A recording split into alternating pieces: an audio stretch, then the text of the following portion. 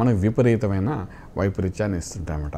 అంచేత సూర్యగ్రహాన్ని మనం ఎప్పుడైతే ఆరాధన చేసుకుంటామో సూర్యతత్వాన్ని తెలుసుకోవడం ప్రయత్నం చేసి ముందుకెళ్ళగలిగితే, సూర్యుడు ఆరోగ్యకారకుడు కాబట్టి ఆరోగ్యమే మహాభాగ్యంగా భావించి ఆ స్వామివారిని, ఆ గ్రహాన్ని నిత్య ఆరాధన ఎప్పుడైతే మనం చేయడానికి ప్రయత్నం చేస్తామో దాని ప్రభావం వలన మనిషి జీవితంలో మోక్ష సాధనకి చేసే ప్రయత్నంలోని ఎటువంటి ఆటంకం కలగకుండా నిజ జీవితంలో కూడా ఈ లౌకిక ప్రపంచంలో కూడా అన్నిటినీ అధిగమించి ముందుకెళ్ళడానికి అవకాశం ఉంటుంది చెప్తామండి.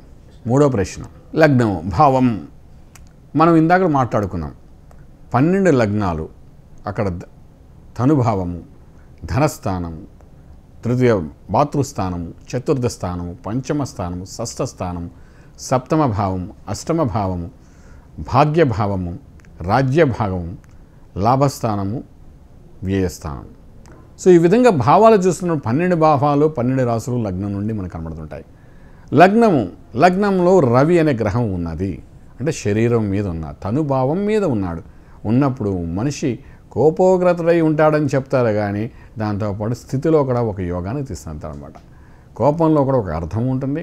ఆ భావంలో ఉన్నప్పుడు మనిషి యొక్క స్థితి ఆలోచనలో కూడా ఒక స్టాటిక్స్ సంబంధించిన స్థితిలో ముందుకు వెళ్ళడానికి ప్రయత్నం చేస్తాడు. అనుకున్నది సాధించాలని చేసే ప్రయత్నంలో సఫలీకృతం అవుతుంటాడు. రవి యొక్క ప్రభావం మనిషి మీద ఏ విధంగా ఉంటుంది? శరీరస్థౌతత, శరీరంలో ఒక బలము, శరీరంలో ఒక యోగము, శరీరంలో ఒక తేజస్సుతో ముందుకు వెళ్ళడానికి చేసే ప్రయత్నం అంతా కనబడుతుంటన్నమాట. ఆ మనిషిని చూడగానే మనకు అనిపిస్తుంది ఈ మనిషి యొక్క జాతకంలో లగ్నంలోనే రవి ఉండాలి, లేకపోతే అంత తేజస్సు ఎలా ఉంది అనే భావన కలిగి వస్తుంది.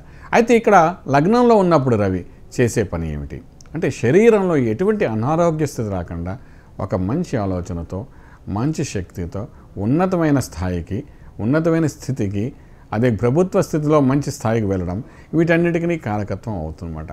అటువంటి లగ్నంలో రవి ఉన్నప్పుడు ఒక్కొక్కసారి మన కోపమే మన శత్రువుగా మన ఇబ్బంది కూడా పెట్టే అవకాశం ఉంటుందన్నమాట. అంచేత ఏ లగ్నం అయినప్పటికీ లగ్నము తనుభావంలోని ఎప్పుడైతే రవి అనే గ్రహం ఉంటుందో మనం నిత్యం చేసే పరికరాల్లో ఆరోగ్య విషయానికి వచ్చినప్పుడు మాత్రము ఉదర సమస్యలు రానియకుండా, గ్యాస్ట్రిక్ ప్రాబ్లమ్స్ రాకుండా కొంతవరకు అది కాపాడబడే అవకాశం ఉంటుంది. కంటికి సంబంధించిన సమస్యను కూడా సంపూర్ణంగా తీసే అవకాశం ఉంటుందన్నమాట. అంచేత మొదటగా చెప్పుకునే లగ్నంలో ఎప్పుడైతే రవి అనే గ్రహం ఉంటుందో ఆ మనిషి స్థితిగతుల్లో మంచి ఉన్నతమైన స్థాయికి వెళ్తారని సంపూర్ణంగా మనం చెప్పగలుగుతామండి. ఇక్కడ రెండవ భావానికి ఎప్పుడైతే సూర్యగ్రహం ఉంటుందో లగ్నాతు రెండవ భావం, ఈ రెండవ భావంలో ఉన్నప్పుడు మనిషిలో ఒక స్థిరత్వం, ఒక స్థిరమైన ఆలోచన, స్థిరమైన స్థితి, కుటుంబం గురించి ఆలోచించడం, సంతానం గురించి ఆలోచించడము, ధనము గురించి ఆలోచించడం, ఆలోచనలో ఒక శక్తిని సంపాదించుకోవడం, ధన అర్జన చేసడం, ధనం కూడా ఖర్చు పెట్టడం, సవినయంగా సరైన మార్గంలో ఖర్చు పెట్టడము, ఏ ప్రశ్నకు ఒక సమాధానం ఉన్నట్టుగా చక్కగా ప్రతి ప్రశ్నలోని ఒక జవాబు దొరికేటట్టుగా ఆ రవి క్లారిఫికేషన్ ఇవ్వడము, ఇవన్నీ ధనభావము రెండవ భావం ఏంటంటే, రెండవ భావంలో ఎప్పుడైతే రవి అనే గ్రహం ఉంటుందో ఇటువంటి ఆలోచన తీసుకుని వస్తుందన్నమాట. ఇది ప్రత్యేకంగా ఏంటంటే మనకు రెండవ భావం అనేది కుటుంబం, ధనము, వాక్కు, మన మాటలో కూడా ఒక చాతుర్యము, ఒక మాటలో కూడా ఒక ధైర్యము, మన మాటకి ఒక బలాన్ని చూపిస్తుందన్నమాట. మనం చూస్తుంటే చాలామంది రాజకీయ నాయకులకు మాటలో బలం ఉంటుంది, స్పీచ్లో బలం ఉంటుంది.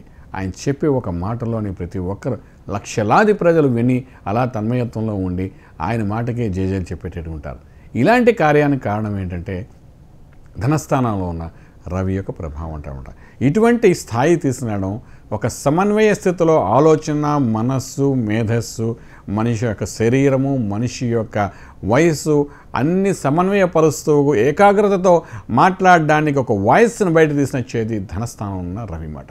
అంచేత ధనస్థానంలో రవి ఉన్నవాడు కొంచెం కించింత ఖర్చులు ఎక్కువ అయినప్పటికీ కూడా, ఖర్చు పెట్టించినప్పటికీ, అగ్నితత్వమైన రవి ధనంలో కొంత ఖర్చు పెట్టినప్పటికీ వాక్చాతుర్యంతో ప్రజలనే కాదు మన ఇంట్లో కూడా ఆ బలంతో చక్కగా ఒక సమన్వయపరుస్తూ మంచి ఉన్నతస్థాయి తీసుకురావడానికి ఈ ధనస్థానంలో రవి యొక్క ప్రభావం సంపూర్ణంగా ఉంటుందని చెప్తుంటారు. తర్వాత ఈ రెండో భావంలో అంటే ధనభావంలో ఒకవేళ రవి ఉంటే మంచి కార్యదీక్షుడిగా, మంచి వక్తగా, మంచి రచయితగా, పర్వాలేదు మళ్ళీ మంచి రచయిత